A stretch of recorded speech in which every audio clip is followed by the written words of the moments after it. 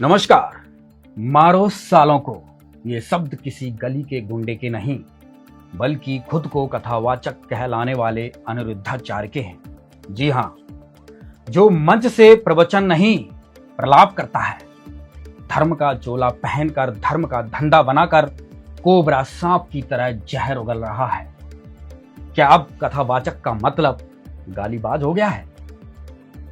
हाल ही में अनिरुद्धाचार्य का वीडियो सामने आया है जिसमें वे कहते हैं, रामपाल के चेलों को मारो सालों को। देखिए क्लिप। हिंदू हैं, वो दूसरी पंथ में जा रहे हैं। वो संत रामपाल जो उनके रामपाल के चेला हैं। हाँ गुरुजी, तो चार मैं सुना देता हूँ फिर। हाँ, फिर ऐसे लोगों को तो सुनाओ, ऐसे लोगों को तो तरीके से सुनाओ। गुरुजी मैं फिर उल्टा सीधा बोल देता हूँ तो इसमें मेरा दोष लगे। नहीं, आप तो फिर सुनाओ, मूर्खों को सालों को खूब सुनाओ। तो एक दिन तो मैंने सोच लिया था मारूंगा मैं, फिर मैंने मारपीट करने पे आ गए थे। तो मारने से सुधर जाएंगे वो? गुरुजी यदि सुधरे तो फिर मारो सालों को क्या है? मारो सालों को क्या है? मारो सालों को क्या है? दर्शकों, यह सिर्फ संत रामपाल जी महाराज के भक्तों पर शाब्दिक प्रहार नहीं, यह उस संस्कृति पर हमला है जो कहती है अहिंसा परमो धर्मः। यह उस संविधान की तौहीन है जो कहता है वसुधैव कुटुंबकम। क्या भारत में किसी धार्मिक प्रवचन मंच से इस तरह का हिंसात्मक भाषण शोभा देता है? दर्शकों, वैसे तो अनिरुद्धाचार्य कोई संत या कथावाचक नहीं है, बल्कि आज वर्तमान में अनिरुद्धाचार्य सनातन धर्म की अंतरराष्ट्रीय बेइज्जती बदनामी कराने वाले सबसे बड़े नौटंकीबाज व्यक्ति हैं। क्या किसी कथावाचक को यह शोभा देता है? क्या यह वही सनातन धर्म है जो अहिंसा और शांति की शिक्षा देता है? आइए इन्हीं सवालों का जवाब देने के लिए आज हमारे साथ जुड़ रहे हैं विशेष मेहमान। हमारे साथ हैं पंडित धर्मदत्त शर्मा जी, जो सनातन परंपरा का वर्षों से प्रतिनिधित्व करते आ रहे हैं। दूसरी ओर हैं सुप्रीम कोर्ट के वकील गिरीश भारद्वाज जी, जो हमारे आज के मुद्दे पर संवैधानिक पक्ष रखेंगे। वहीं हमारे साथ लक्ष्मण दास, जो संत रामपाल जी महाराज के शिष्य हैं। चलिए शुरू करते हैं आज की विचार गोष्ठी। नमस्कार पंडित जी, आप वर्षों से सनातन परंपरा को समझाते और सिखाते आए हैं, आप क्या कहेंगे अनिरुद्धाचार्य के इस बयान पर? देखिए, सनातन धर्म कभी भी किसी को हिंसा का बढ़ावा नहीं देता। हमारा धर्म कहता है अहिंसा परमो धर्म।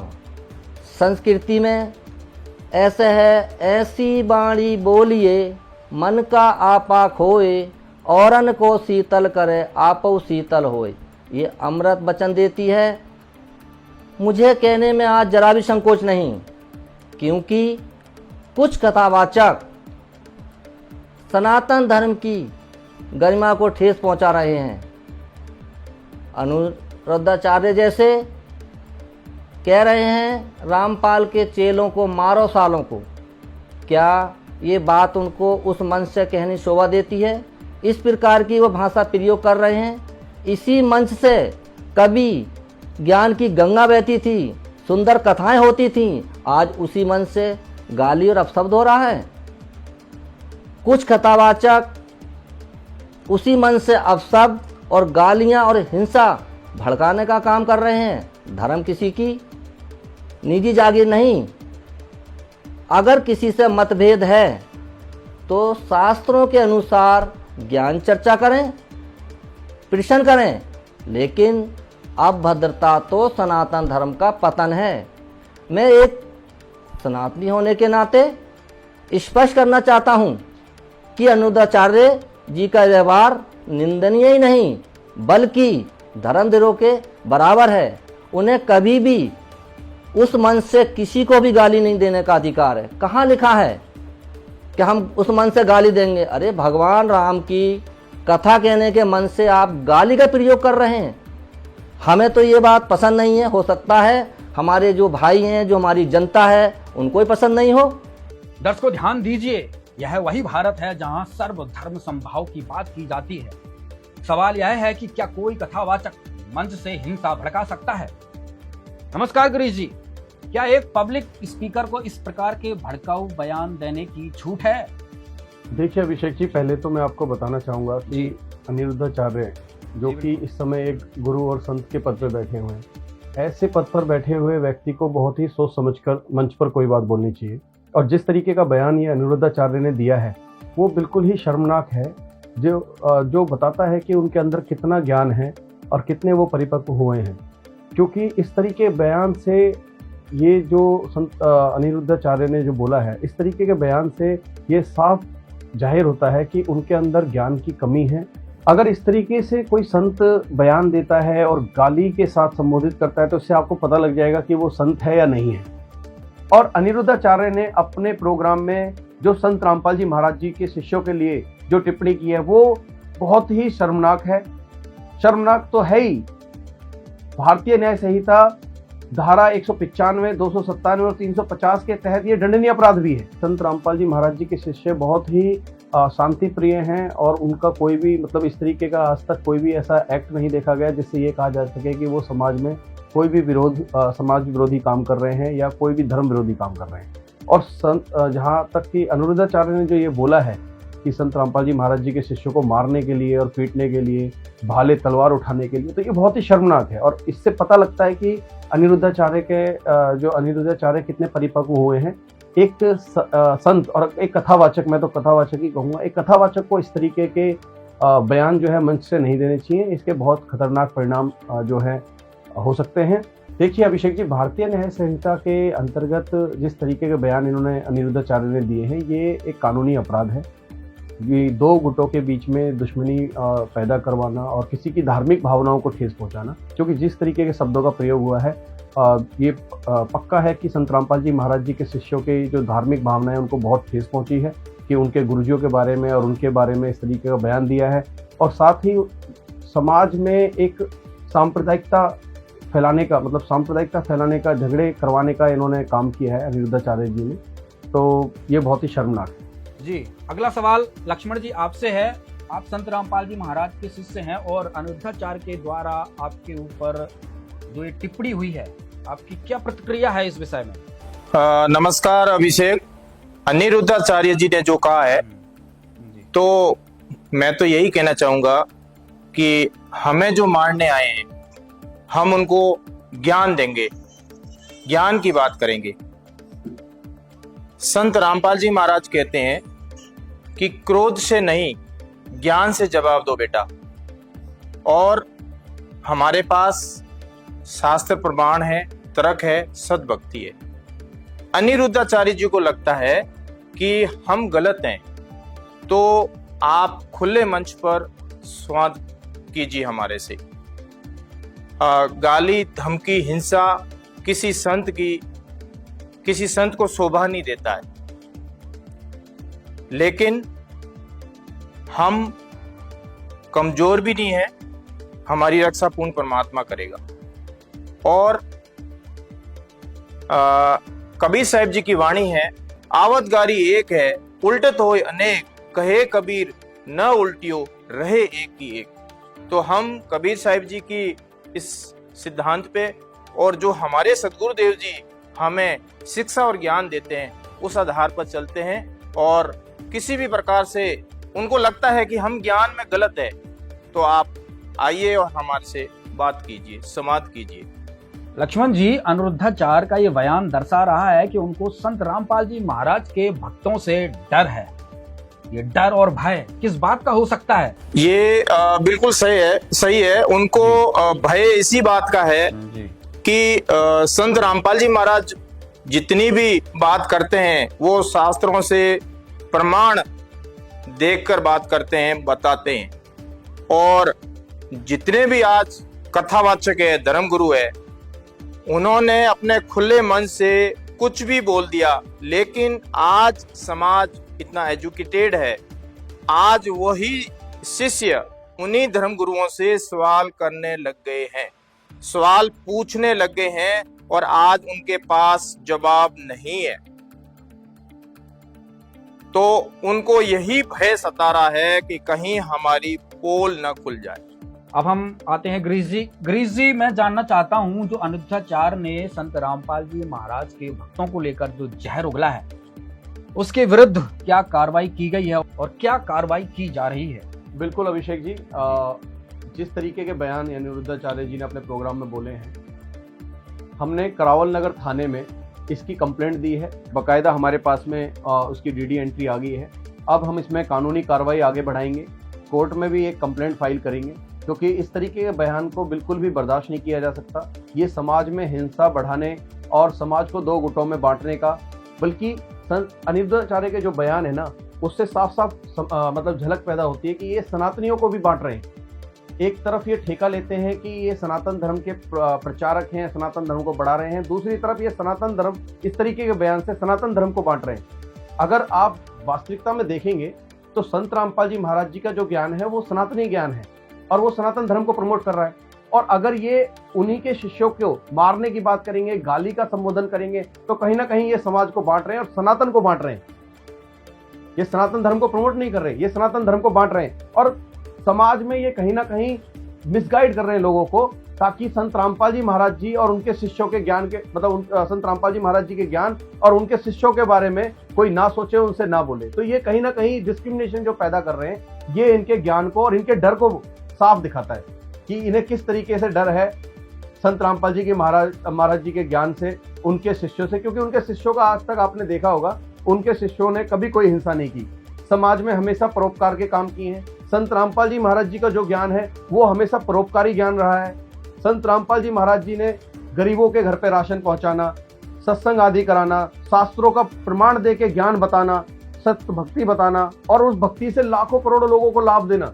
आपने आज तक सुना है कि संत रामपाल जी महाराज जी के शिष्यों ने कोई हिंसा की है या कोई भड़काऊ, या संत रामपाल जी महाराज जी ने किसी भी सत्संग में कोई भड़काऊ भाषण दिया है?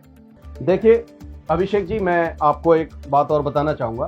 अब तक जितनी भी FIR और जितने भी केस संत रामपाल जी महाराज जी के शिष्यों पे ज्ञान प्रचार को लेकर हुए हैं, वो सब निराधार हैं। वो केस कराने वाले वो व्यक्ति हैं जिन्होंने अपने शास्त्रों को नहीं पढ़ा। मैं आपको बताना चाहूंगा, एक मतलब राजस्थान में एक FIR हुई थी और उस FIR में इन्वेस्टिगेटिंग जो ऑफिसर था वो इतना समझदार था, उसने FIR होने के बाद में सारे शास्त्रों को पढ़ा और संत रामपाल जी महाराज जी की पुस्तकों को भी पढ़ा।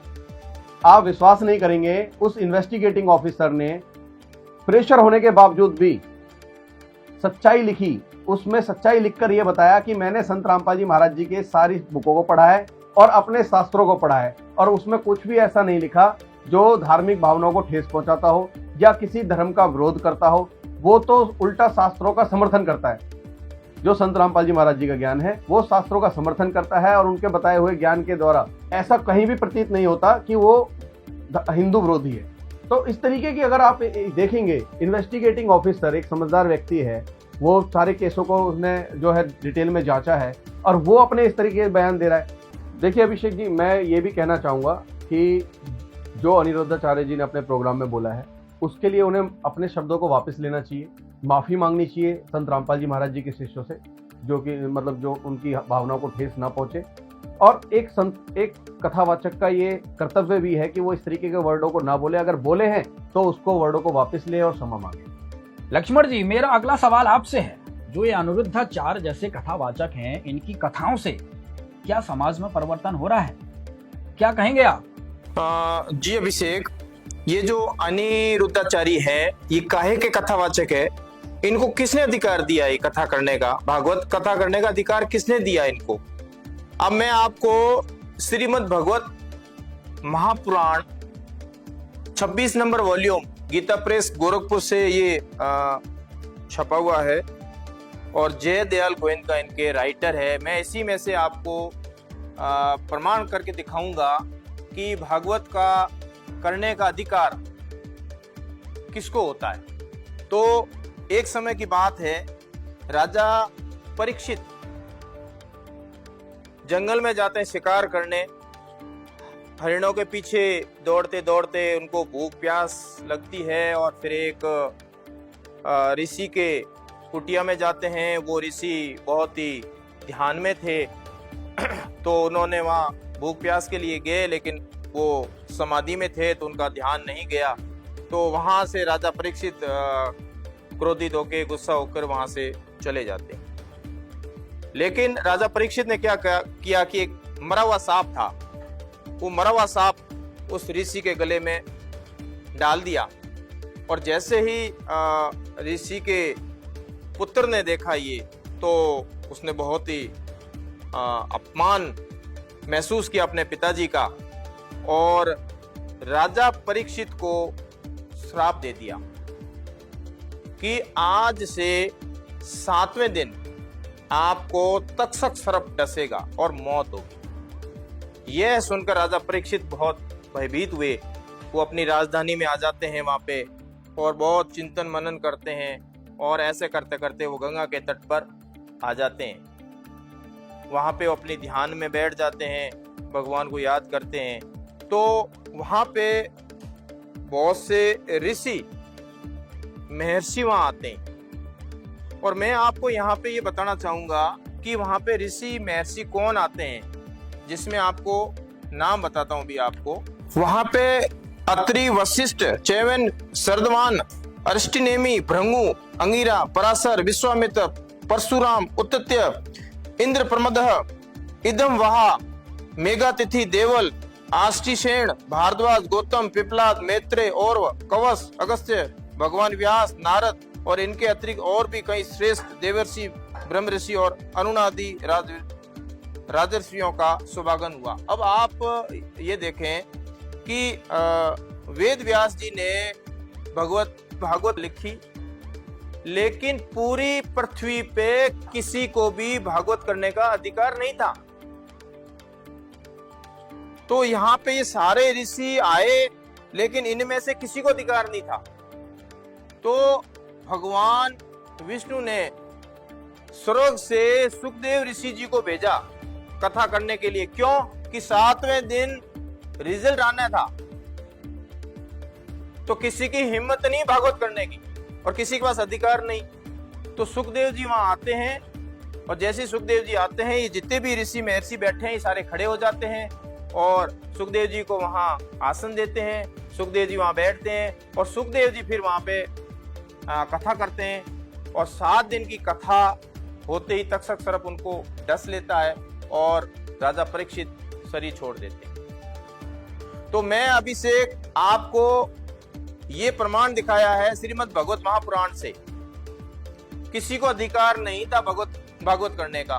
तो ये अनिरुद्धाचार्य को कहां से अधिकार मिल गया इनको भागवत करने का? किसने दे दिया अधिकार भाई?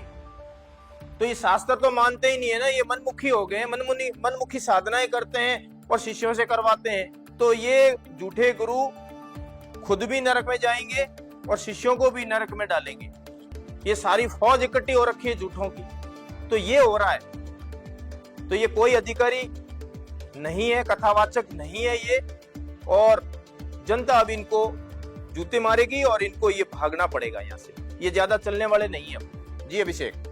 पंडित जी, एक बार आपकी तरफ आता हूँ, आपसे जानना चाहता हूँ, क्या किसी कथावाचक को यह शोभा देता है? क्या यह वही सनातन धर्म है जो अहिंसा, सहिष्णुता और शांति की शिक्षा देता है? क्या कहेंगे आप? देखिए, ना तो सनातन में ऐसा कहीं है और ना गुरु मर्यादा में। अगर गुरु मर्यादा में अनिरुद्धाचार्य जी होते और सनातनी अगर होते तो वो उस मंच से गाली नहीं देते। गाली देने से होता है हमारी गुरु मर्यादा खत्म हो जाती है। हमारा गुरु ये नहीं सिखाता, मेरा भी गुरु है, हमारा भी गुरु पंडित जी हैं, लेकिन हमें उन्होंने कभी गाली नहीं सिखाई। लेकिन अनिरुद्धाचार्य जी को ये गाली किसने सिखाई? ये गाली देने का अधिकार किसने दिया? उनके गुरुजी ने दिया। मैं नहीं मानता भाई गुरुजी उनको गाली सिखाएंगे, लेकिन वो गुरु मर्यादा में नहीं है और ना सनातनी है, इसलिए वो गाली मन से दे रहे हैं। और देखिए, गाली तो कहीं भी देना नहीं चाहिए, गाली तो किसी को भी नहीं देना चाहिए। गाली ही शब्द बुरा है। लेकिन आज हमारे जो कथावाचक हैं, जो आज हमारे मंच पे बैठ कर अपशब्द और गालियां और हिंसा भड़काने का काम कर रहे हैं, लेकिन उनको ये शोभा नहीं देता। आज हम यही कहेंगे उनसे कि आप कथा करो, प्यार से करो, लेकिन आप किसी को भी गाली नहीं देना है। वो अगर मन से गाली दे रहे हैं तो सनातन को ठेस पहुंचा रहे हैं और हमारे सनातन को बदनाम कर रहे हैं। वो कभी भी सनातन को बदनाम नहीं करना चाहिए, किसी को भी, किसी कथावाचक हो या कोई संत हो या कोई महात्मा हो, नहीं करना चाहिए उसको। सनातन हमारा सबसे बड़ा धर्म है और आज उनको गाली नहीं दी है, आज हम सब सनातनियों को गाली दी है उन्होंने। इस बात को अनिरुद्धा आप समझ लो कभी भी आप किसी को गाली नहीं दोगे। आप कथा करिए, आपको कथा का अधिकार दिया गया है तो कथा करिए। आप गाली क्यों दे रहे हैं किसी को? आप कोई अधिकार नहीं है। आप समझिए, आज एक मैं पंडित आया हूं, कल को 100 पंडित आएंगे। हमें बदनाम कर रखा है, तुम्हारी वजह से हमारा सिर नीचे हो रहा है। आज हम मंच पे आए हैं, लेकिन इसी कारण से आए हैं, हमने सुना तुम्हारा प्रवचन। क्या गाली प्रवचन होता है? और कल को तुम माँ बहन की गाली भी दोगे। आज तुम साले और मारो काटो ये कर रहे हो, क्या आपका अधिकार बनता है? हम नहीं मानते इस बात को। या कथा बंद करिए या अपना सब सही करिए, नहीं आगे आपके आगे कार्रवाई करेंगे सब सनातनी। आज सनातन को बदनाम कर रहे हो आप। लक्ष्मण जी, अंतिम सवाल आपसे करूंगा। जैसा आपने कई खुलासे किए कि अनुद्धाचार काहे के कथावाचक हैं, कोई ज्ञान नहीं है उनको, तो इसका कोई प्रमाण दीजिए जिससे हमारे दर्शकों को उनके झूठ का प्रपंच समझ में आ सके। जी अभिषेक, ये इसमें केवल अनिरुद्धाचार्य ही नहीं है, जितने भी धर्मगुरु है, ये आज हमारे सनातन धर्म का और हमारे जो शास्त्र है, वेद, गीता, पुराण, इनका ये सरेआम अपमान कर रहे हैं। इनको ज्ञान ही नहीं है, ये कथाओं में क्या कह रहे हैं और इनमें शास्त्रों में क्या लिखा हुआ है, तो ये सरेआम अपमान कर रहे हैं और ये अपमान अब हम नहीं सहेंगे। इसको जनता के सामने पूरा खुलासा करेंगे और कर रहे हैं लगातार। सोशल मीडिया पे देख लें, किसी भी प्लेटफॉर्म पे देख लें, संत रामपाल जी महाराज का ज्ञान पूरे विश्व में छाया हुआ है और हर व्यक्ति इस ज्ञान को सुन रहा है, समझ रहा है और इन्हीं झूठे धर्म गुरुओं से सवाल कर रहे हैं आज।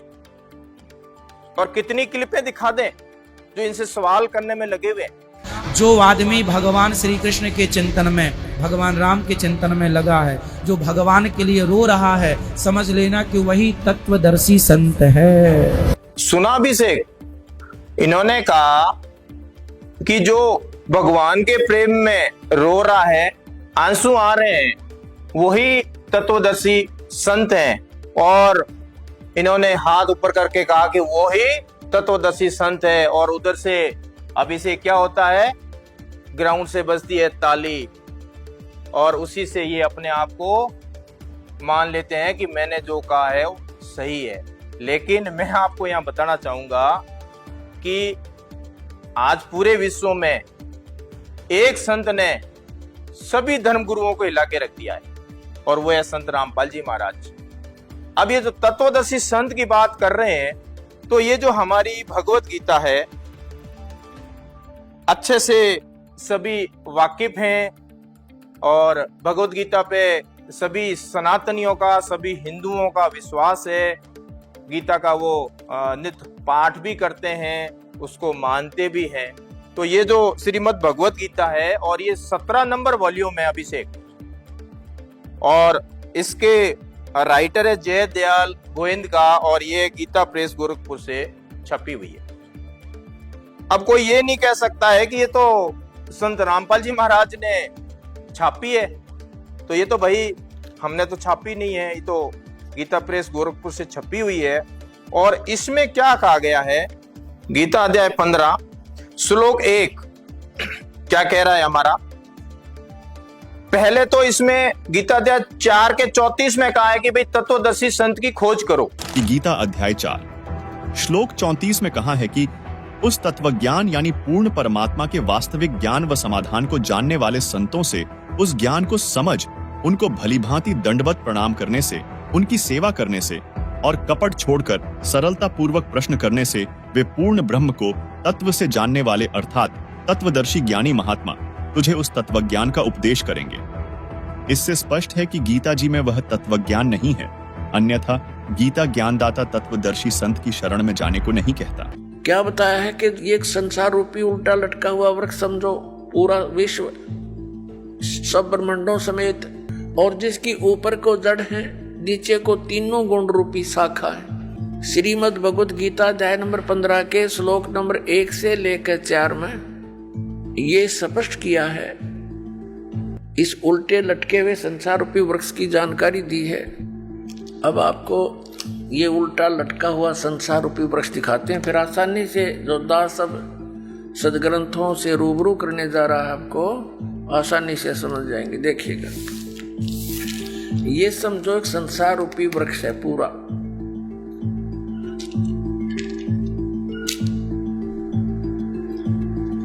ऊर्ध्व मूलम अधः शाखम। देखिए श्रीमद् भगवत गीता अध्याय नंबर 15 का ये पंचदशो अध्याय यानी 15वां अध्याय है। 15वां अध्याय है, ये इसका प्रथम श्लोक है। इसमें कहा कि ऊर्ध्व मूलम अधः शाखम अश्वत्थम प्राहु अव्यम छंदासी यस्य पर्णानि ये तम वेद स वेदवित्। ऊर्ध्व मूलम इसका अर्थ है कि ऊपर को जड़ और नीचे को शाखा। अधः माने नीचे होता है, ये भ्रमित है, इन्होंने गलत कर दिया। अधः माने ब्रह्मा रूप मुख्य शाखा वाले, नहीं। ये दूसरा अध्याय में 15वें अध्याय के दूसरे श्लोक में 2 बार अधः है, अधः अधः। इसका अनुवाद इन्होंने इसके अगले पृष्ठ पे किया है। अधः माने नीचे, अधः माने नीचे, अधः माने नीचे, ऊर्ध्व माने ऊपर, अधः माने नीचे, अधः माने नीचे। तो हम यहाँ इसको शुद्ध कर लेंगे, इन्होंने गड़बड़ कर दी थोड़ी सी, ये बेईमानी करके जान के समझ में ना आई। अब हम फिर 15वें अध्याय के प्रथम मंत्र में फिर आगे हैं। ऊर्ध्व मूलम ऊपर को जड़ और अधः शाखम नीचे को शाखा वाला, अश्वत्थम प्राहु अव्यम ये संसार रूपी पीपल का अविनाशी वृक्ष कहा है। छंदासी यस्य प्रणानी इसके जो पत्ते आदि जो हैं इसके छंद हैं, विभाग हैं, पार्ट हैं। ये तम वेद उन सभी भागों को जो जानता है, तम उस अज्ञान अंधकार में छपे हुए उन सब विभागों को जानता है। स वेदवित वह वेद के तात्पर्य को जानने वाला है, अर्थात वो तत्वदर्शी संत है। ये देखिएगा, आदि पुरुष परमेश्वर रूप मूल वाले, ये भाव कहने का ये है कि ऊपर को जो जड़ है ये वाली, ये ऊपर को जो जड़ है ये तो समझो ऊर्ध्व मूलम तो है आदि पुरुष परमेश्वर यानी परम अक्षर ब्रह्म, ये तो है वो सच्चिदानंद घर ब्रह्म समझो, ये जड़ें तो। और ये तना अक्षर पुरुष, ये परम अक्षर पुरुष, ये तना अक्षर पुरुष।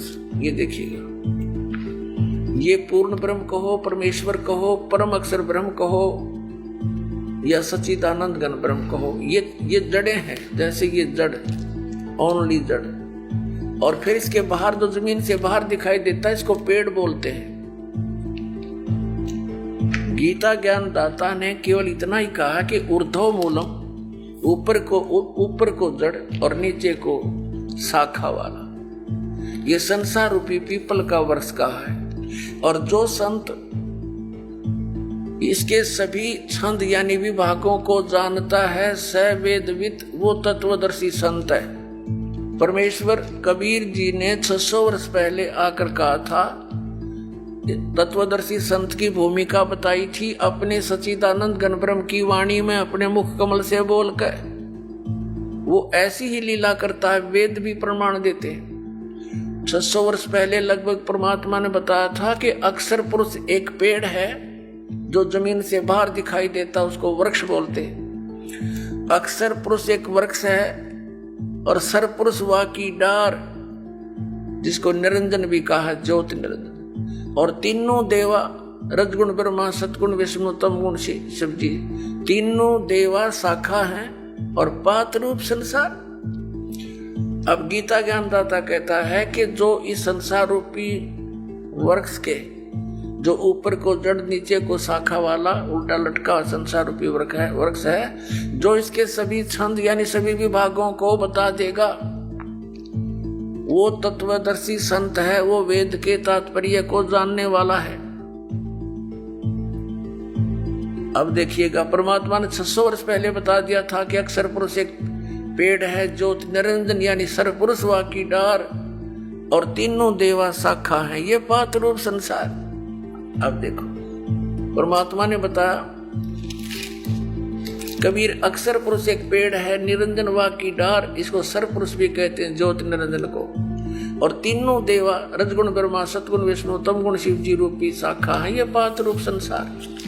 ये देखिएगा, ये क्योंकि ये जमीन से ये प्रोक्ष है, पूर्ण परमात्मा तो गुप्त है। जमीन में जैसे जड़ प्रोक्ष होती है, जमीन में जैसे जड़ प्रोक्ष होती है। अब ये तना, ये अक्षर पुरुष है। अक्षर पुरुष एक पेड़ है और सर पुरुष वह की डार, ये मोटी डार। सर पुरुष कहो, ज्योत निर्जन कहो, काल ब्रह्म कहो। और तीनों देवा, रजगुण ब्रह्मा, सतगुण विष्णु, तमगुण शिव जी, ये शाखा है। और बात रूप संसार तो सच्चिदानंद घन ब्रह्म की वाणी में ये कंप्लीट ज्ञान लिखा हुआ है। गीता जी के अध्याय नंबर 4 के श्लोक नंबर 32 का ये निष्कर्ष है कि उस सच्चिदानंद घन ब्रह्म की वाणी में सब साधना यानी धार्मिक अनुष्ठानों की जानकारी बहुत विस्तार के साथ और यथार्थता से दे रखी है। उससे पूछो। और तत्वदर्शी संत की पहचान बता दी कि वो तत्वदर्शी संत बतावेंगे तो कैसा होगा वो, जो संसार रूपी वृक्ष के सभी विभागों को बता देगा। स वेदविद, वह वेद के तात्पर्य को जानने वाला है, अर्थात वो तत्वदर्शी संत है। देखना, अब हम पढ़ रहे हैं, इन्हीं की वाणी पढ़ेंगे। आदि पुरुष परमेश्वर मूल वाले, अधः शाखम, नीचे को शाखा, ये गलत अनुवाद किया है ना, बेईमानी कर रखी है। और संसार रूपी पीपल के वृक्ष को अविनाशी कहते हैं। वेद जिसके पत्ते कहे गए, संतों का अर्थ वेद कर दिया। और उस संसार रूप वृक्ष को जो पुरुष मूल सहित जड़ से लेकर और पत्तों तक, ये समझो, मूल सहित तत्व से जानता है, स वेदवित, वह वेद के तात्पर्य को जानने वाला है। वो तत्वदर्शी संत है, वो वास्तव में ज्ञानी तत्वदर्शी संत। तो ये तत्वदर्शी संत की भी इनको न तो पहचान के बारे में पता है, और ये सिर्फ हुआ वही बकरे अनिरुद्धाचार्य जी। भगवान श्री कृष्ण कहते हैं गीता के 18वें अध्याय में, अर्जुन तू सब छोड़ और माम एकम शरणम ब्रज। यहाँ गीता पूरी हो रही है, कुछ श्लोक और रह गए। यहाँ भगवान ये बात कह के लगभग अपनी बात को अब पूरा कर रहे हैं कि तू मेरी शरण में आ। ये व्रज का अर्थ समझाने में लगे हुए हैं, इनको पता भी नहीं है।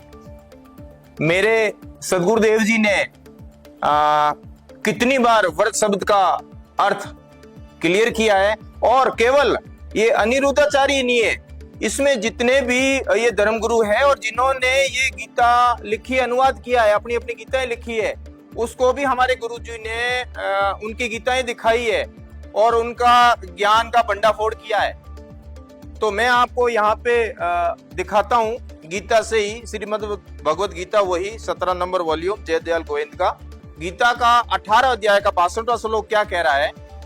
तम एवं शरणम गच्छ सर्वभावेन भारत, तद प्रसादात प्रमाम शांतिम स्थानम प्राप्यसि शाश्वतम। हे भारत, सब प्रकार से उस परमेश्वर की ही शरण में जा। अभिषेक, आज का जो समाज है, जो बच्चे हैं, यूथ हैं, वो सब पढ़े लिखे, और यहां पे आपको सारा प्रमाण दिखा करके ही बात चल रही है। शरणम गच्छ, शरण में जा, 18 का 62वां श्लोक कह रहा है, उस परमात्मा की कृपा से तू परम शांति को, सनातन परम धाम को प्राप्त हो जाएगा, सनातन परम धाम को प्राप्त हो जाएगा, शाश्वतम स्थान में चला जाएगा, जहां से जाने के बाद में वापस यहाँ इस मृत्यु लोक में नहीं आते हैं, पूर्ण मोक्ष मिल जाता है। परम धाम हमारी गीता कह रही है। अब ये तो सरे आम हमारे शास्त्रों का अपमान कर रहे हैं ये लोग, और अब हम इसको बर्दाश्त नहीं करेंगे। दुनिया को सच्चाई बताने लग रहे हैं और जन जन तक ये परमात्मा का तत्व ज्ञान जो संत रामपाल जी महाराज जी के द्वारा दिया जा रहा है, इसको हम पहुंचा के रहेंगे। और मैं ये कहना चाहूंगा कि संत रामपाल जी महाराज जी का नाम लेने से पहले आप उनके शिष्यों से बात कर लें ज्ञान में एक बार, उसके बाद में हमारे गुरुदेव का नाम लेना कि हमारे गुरुदेव क्या ज्ञान दे रहे हैं। और क्या ज्ञान नहीं दे रहे। ये तो है 62वां श्लोक कह रहा है। अब 66वें श्लोक में क्या कहा है, गीता अध्याय 18 श्लोक 66, सर्वधर्मात् परित्यज्य मामेकम शरणम व्रज अहम तवा सर्व पापे भयो मोक्ष्यामि मा शुच। संपूर्ण धर्मों को अर्थात संपूर्ण कर्तव्य कर्मों को मुझ में त्याग कर, मुझ में छोड़कर मुझे दे दे। जितने भी तुमने धार्मिक कर्म किए यहाँ पे मुझ में दे दे, मेरे को दे दे, मुझ में दे करके, मेरे को दे करके माम शरणम व्रज, मुझ सर्वशक्तिमान सर्वाधार परमेश्वर की शरण में आजा। अब ये जो व्रज शब्द है यहाँ आजा नहीं है, व्रज का अर्थ जानना है। जैसे 62वें श्लोक में कहा है कि तू उसकी शरण में जा, जब 62 श्लोक में कहा रहा है उसकी शरण में जा, तो 66 में कैसे कह देगा कि मेरी शरण में आ। तो यहाँ पे व्रज का अर्थ होता है जाना। तो उस एक की शरण में जा, मैं तुझे संपूर्ण पापों से मुक्त कर दूंगा, तू शोक मत कर, तू चिंता मत कर। अब इनके अनुसार मान लें, जैसा कि ये क्लिप में कह रहे हैं, मैं फिर दोबारा सुनाता हूं आपको। भगवान श्री कृष्ण कहते हैं गीता के 18वें अध्याय में, अर्जुन तू सब छोड़ और माम एकम शरणम व्रज। यहाँ गीता पूरी हो रही है, अब कुछ श्लोक और रह गए। यहाँ भगवान ये बात कह के लगभग अपनी बात को अब पूरा कर रहे हैं कि तू मेरी शरण में आ। अब ये अनिरुद्धाचार्य जी, मूर्ख बनाना तो छोड़ो और मेरी शरण में आ। अगर आपके अनुसार मान लें तो गीता का दूसरे अध्याय का 7वां श्लोक क्या कह रहा है। अनिरुद्धाचार्य जी, आप गीता उठा के देखो, उसको पढ़ो पहले और फिर किसी को आप बताओ ज्ञान। गीता अध्याय दूसरा श्लोक 7वां क्या कह रहा है कि कायरता रूप दोष से उपहत हुए स्वभाव वाला धर्म के विषय में मोहित हुआ। मैं आपसे पूछता हूं कि जो साधन निश्चित कल्याणकारक हो वो मेरे लिए कहिए, क्योंकि मैं आपका शिष्य हूं और आपके शरण हुए मुझको शिक्षा दीजिए।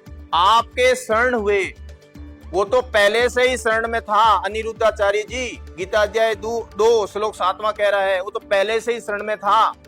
फिर 18 के 66 में कहां से कह दिया कि मेरी शरण में आ जाओ, तो पहले से ही शरण में था।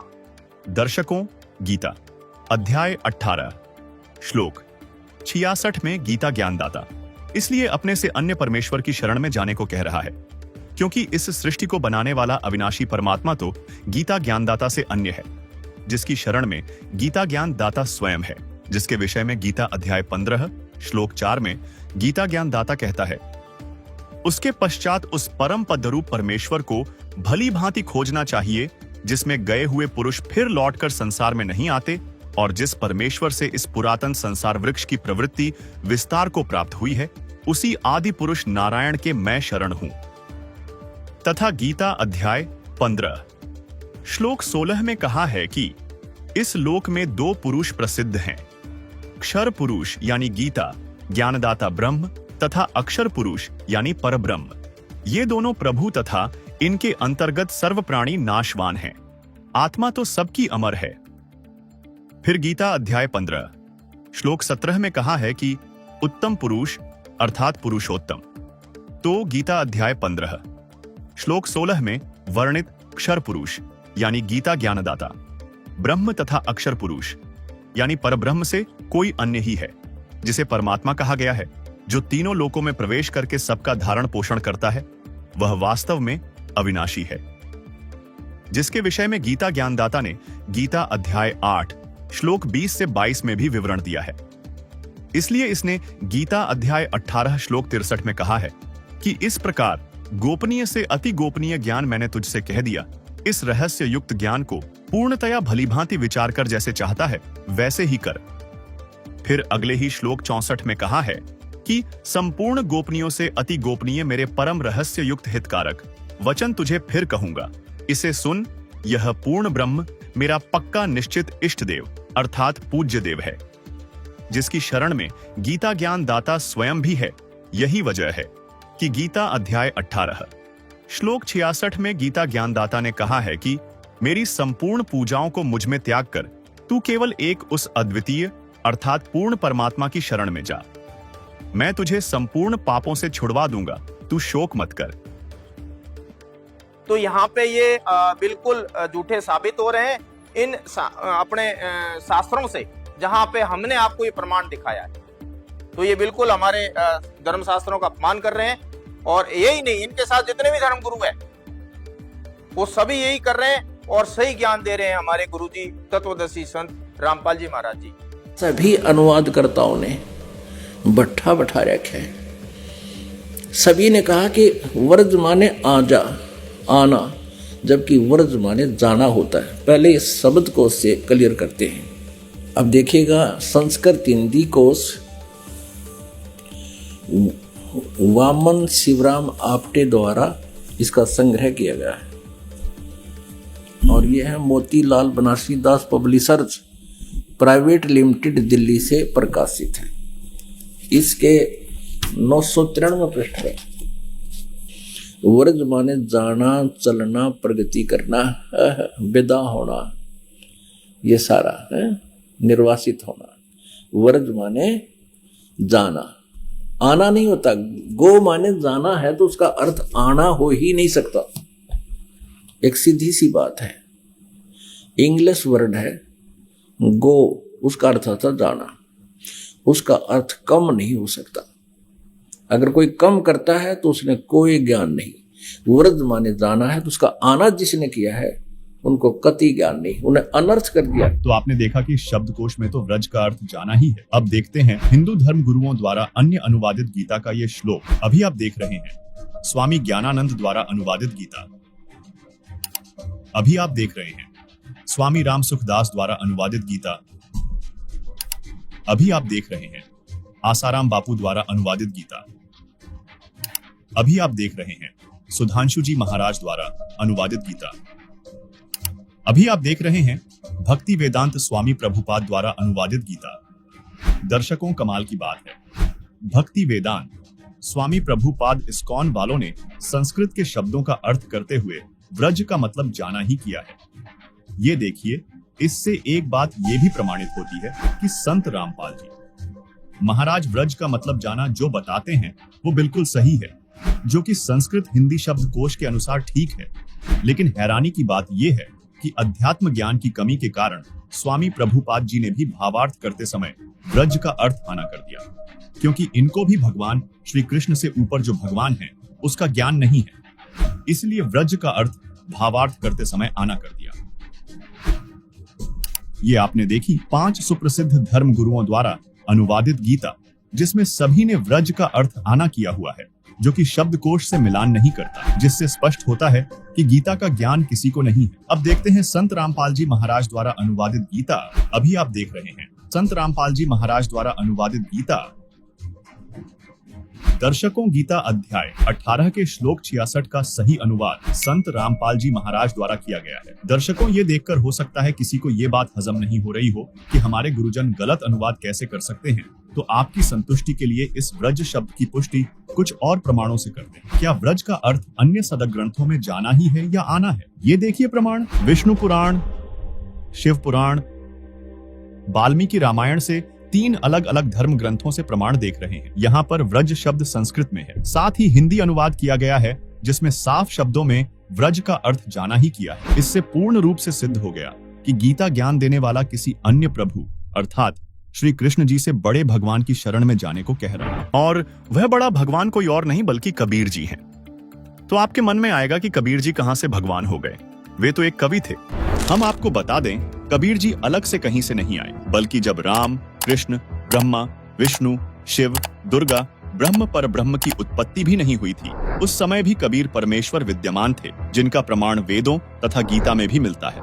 गीता अध्याय 8 श्लोक 9 व 10 में लिखा है। गीता अध्याय 8 श्लोक 9। कविं पुराणं अनुशासितारम् अणोरणीयां समनुस्मरेद्यः सर्वस्य धातारमचिन्त्य रूपम् आदित्यवर्णं तमसः परस्तात्।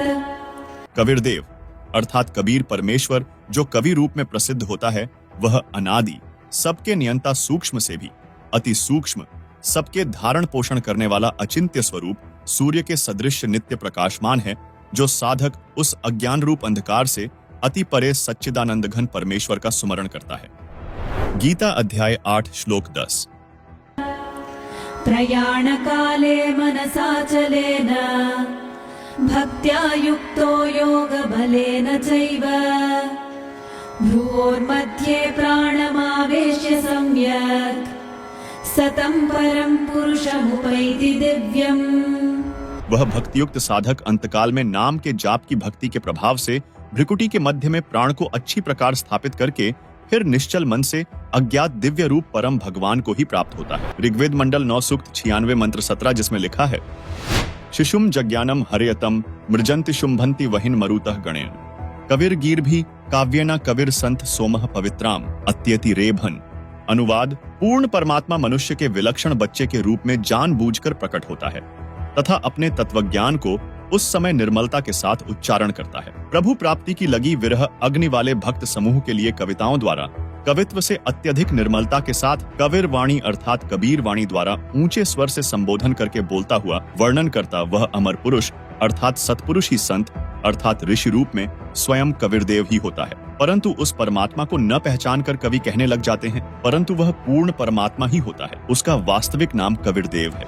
यही प्रमाण ऋग्वेद मंडल 9 सूक्त 94 मंत्र 1 में है, जिसका भावार्थ है कि जो सर्वशक्तिमान परमेश्वर है वह कवियन व्रजम न अर्थात कवियों की तरह आचरण करता हुआ पृथ्वी पर विचरण करता है। उसी परमेश्वर के विषय में ऋग्वेद मंडल 9 सूक्त 94 मंत्र 3 में कहा गया है कि जो परमात्मा कवियों की भूमिका करके सत्य भक्ति भाव को परिपूर्ण रूप से प्रदान करता है वह कबीरदेव अर्थात कबीर परमेश्वर है। उसके समान कोई भी शूरवीर नहीं है। सर्व ब्रह्मांडों के प्रभुओं में उसकी शक्ति अर्थात समर्थता का यश है।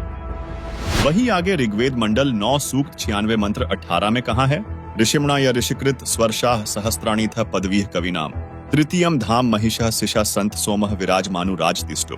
अनुवाद, वेद बोलने वाला ब्रह्म कह रहा है कि जो पूर्ण परमात्मा विलक्षण बच्चे के रूप में आकर प्रसिद्ध कवियों की उपाधि प्राप्त करके अर्थात एक संत या ऋषि की भूमिका करता है, उस संत रूप में प्रकट हुए प्रभु द्वारा रची हजारों वाणी संत स्वभाव वाले व्यक्तियों अर्थात भक्तों के लिए स्वर्ग तुल्य आनंददायक होती है। वह अमर पुरुष अर्थात सतपुरुष तीसरे मुक्तिलोक अर्थात सतलोक की सुदृढ़ पृथ्वी को स्थापित करने के पश्चात मानव सदृश संत रूप में गुबंद अर्थात गुंबज में उच्च टिल्ले जैसे सिंहासन पर उज्जवल स्थूल आकार में अर्थात मानव सदृश तेजोमय शरीर में विराजमान है, यानी वहां राजा के समान बैठा है। इसी का समर्थन ऋग्वेद मंडल 9 सूक्त 86 मंत्र 27 भी करता है, जिसमें स्पष्ट लिखा है परमात्मा द्युलोक के तीसरे पृष्ठ पर विराजमान है।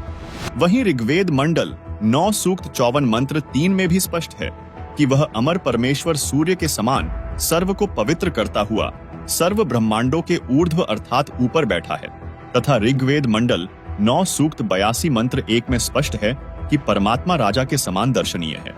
दर्शकों, हम सभी अब तक काल के एक ब्रह्मांड में बने 3 लोक स्वर्गलोक, पृथ्वीलोक और पाताल लोक से परिचित हैं, जबकि ऋग्वेद मंडल 9 सूक्त 96 मंत्र 18 में तीसरे धाम सतलोक को कहा है। जैसे एक ब्रह्म का लोक जो 21 ब्रह्मांड का क्षेत्र है, दूसरा पर ब्रह्म का लोक जो 7 संख ब्रह्मांड का क्षेत्र है, तीसरा परम अक्षर ब्रह्म अर्थात पूर्ण ब्रह्म का सतलोक है जो असंख्य ब्रह्मांडों का क्षेत्र है। क्योंकि पूर्ण परमात्मा ने सतलोक में सतपुरुष रूप में विराजमान होकर नीचे के लोकों की रचना की है, इसलिए ऋग्वेद मंडल नंबर 9 सूक्त 96 मंत्र 18 में नीचे के ब्रह्म और परब्रह्म के लोकों की गणना करते हुए तीसरा धाम सतलोक को कहा है। दर्शकों, वेदों के उपरोक्त मंत्रों से स्पष्ट होता है कबीरदेव पूर्ण परमात्मा है, जिसे हम अपनी बोलचाल की भाषा में कबीर साहिब कहते हैं। वह कबीर परमात्मा एक संत रूप में प्रकट होता है और कबीर वाणी अर्थात दोहों लोकोक्तियों के माध्यम से अपना तत्वज्ञान प्रदान करता है, जिससे एक प्रसिद्ध कवि भी कहलाता है, लेकिन वह होता है परमात्मा। दर्शकों, इसी का प्रमाण देते हुए आदरणीय संत गरीबदास जी महाराज कहते हैं कि जाके अर्ध रूम पर सकल पसारा ऐसा पूर्ण ब्रह्म हमारा, गरीब अनंत कोटि ब्रह्मांड का एक रति नहीं भार, सतगुरु पुरुष कबीर हैं कुल के सृजनहार, गरीब परमेश्वर एक कबीर है दूजा नहीं आधार, दास गरीब सकल सृष्टि का यों ही सिरजनहार। इसी का प्रमाण आदरणीय दादू जी देते हैं कि जिन मोको निज नाम दिया सोई सदगुरु हमार, दादू दूसरा कोई नहीं कबीर सृजनहार। इसी से संबंधित नानक जी की वाणी श्री गुरु ग्रंथ साहिब के पृष्ठ 731 पर अंकित है। अंधुला नीच जात परदेसी, खिन आवे तिल जावे, ताकी संगत नानक रहिंदा, क्यों कर मूड़ा पावे। इसके साथ एक अन्य उल्लेख गुरु ग्रंथ साहिब में रागसिरी महल्ला पहला पृष्ठ 24 शब्द 29 पर मिलता है, जिसमें नानक जी ने कबीर परमात्मा का जिक्र करते हुए कहा है। एक स्वान दो स्वानी नाल, पलके भौंके सदा बयान, कूड़ शुरा मुठा मुर्दार, तान कुरूप रहा करतार। मैं पत की बंद ना करनी की कार, हाँ बिगड़े रूप रहा विकराल।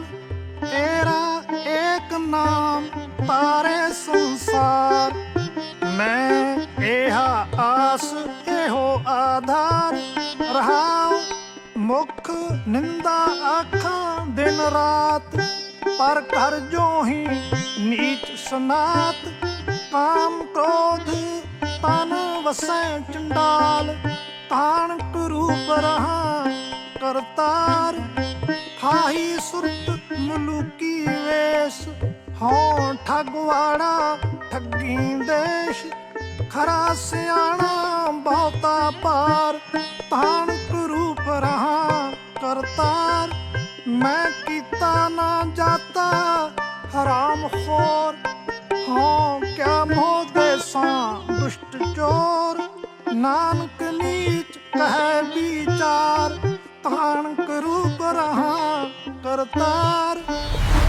वहीं श्री गुरु ग्रंथ साहिब के राग तिलंग महल्ला पहला पृष्ठ 721 पर नानक जी ने कहा कि यक अर्ज गुफ्तम पेश तो, दरगोश उन करतार। हका कबीर करीम तू, बेऐब परवदगार। दुनिया मुकाम फानी, तहकीक दिल दानी।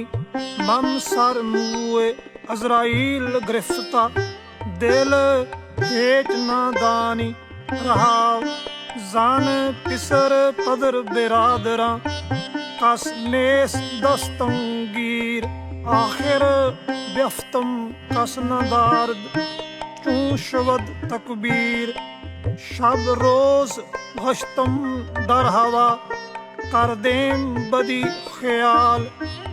गाहे नाने की कार करदम, मम ई चिनी अहवाल। बदबख्त हम चो बखील गाफिल, बेनजर बेबाक। नानक बगोयद जंतुरा, तेरे चाकरा पाखाक। अर्थात हे शब्द स्वरूपी करता, अर्थात शब्द से सर्व सृष्टि के रचनहार निर्गुणी संत रूप में आए दयालु सत कबीर, आप निर्विकार परमेश्वर हैं। आपके समक्ष अर्थात आपके द्वार पर पूरी तरह जानकर एक हृदय से विशेष प्रार्थना है कि हे महबूब, यह संसार रूपी ठिकाना नाशवान है। जीव के शरीर त्यागने के पश्चात अजराइल नामक फरिश्ता यमदूत बेरहमी के साथ पकड़कर ले जाता है। उस समय कोई साथी व्यक्ति जैसे बेटा पिता भाई चारा साथ नहीं देता। अंत में सर्व उपाय फर्ज अर्थात कोई क्रिया काम नहीं आती तथा आवाज भी बंद हो जाती है। प्रतिदिन की तरह न रुकने वाली चलती हुई वायु की तरह बुरे विचार गस्त करते रहते। शुभ कर्म करने का मुझे कोई जरिया अर्थात साधन नहीं मिला। ऐसे बुरे समय में हमारे जैसे नादान लापरवाह भक्ति और भगवान का वास्तविक ज्ञान न होने के कारण ज्ञान नेत्रहीन था तथा ऊवाबाई का ज्ञान कहता था। नानक जी कह रहे हैं कि हे कबीर परमेश्वर, आपकी कृपा से आपके सेवकों के चरणों की धूल डूबता हुआ बंदा पार हो गया। दर्शकों, इन सभी प्रमाणों से स्पष्ट होता है कि परम अक्षर ब्रह्म अर्थात पूर्ण ब्रह्म वास्तव में कबीर परमेश्वर जी हैं और यही हमारे लिए पूजा योग्य है। और ये जनता को आज ठगने में लगे हुए हैं, तो अब ये नहीं ठग पाएंगे, क्योंकि अब संत रामपाल जी महाराज का ज्ञान पूरी दुनिया के सामने आ चुका है। जी अभिषेक जी, आप सभी का बहुत बहुत धन्यवाद जो आपने हमारी चर्चा में, हमारी विचार गोष्ठी में आपने हिस्सा लिया। दर्शकों, आपने आज की इस चर्चा में सुना, एक तरफ हमारे साथ पंडित जी थे, उन्होंने बताया सनातन धर्म कभी भी हिंसा का समर्थन नहीं करता है। वकील जी ने बताया इस प्रकार की भाषा का स्थान ना तो संविधान में है और ना ही सभ्य समाज में स्वीकार्य है। वहीं संत रामपाल जी महाराज के शिष्य ने शांति पूर्वक बताया कि सत्य को प्रमाण के साथ रखा जाए, ना कि अपशब्दों का प्रयोग किया जाए, और उन्होंने बाकायदा उसको प्रूव भी किया है। लेकिन सवाल अब भारत की जनता से है, क्या धर्म के मंच से जहर उगलने की छूट दी जा सकती है? क्या ऐसे कथावाचकों की भाषा पर लगाम नहीं होनी चाहिए? और क्या यह देश जो वसुधैव कुटुंबकम की भावना रखता है, वहां मारो सालों को जैसे शब्दों का कोई स्थान हो सकता है? अब फैसला आपके हाथ में है। आवाज उठाइए, सत्य का साथ दीजिए। हम फिर लौटेंगे अगली पड़ताल के साथ, तब तक के लिए दीजिए इजाजत। धन्यवाद।